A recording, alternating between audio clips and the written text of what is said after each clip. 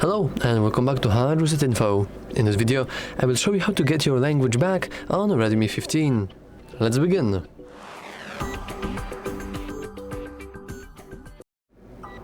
So let's say that, for example, your friend made a prank for you and changed your phone language to some random language.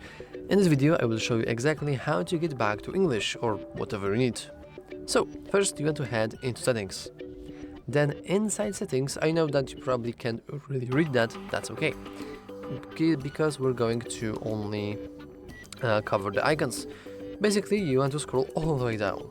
Now, want to count from the bottom of the options, so 1, 2, 3 and 4.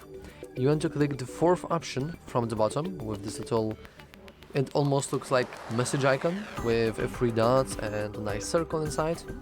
So you want to click on it.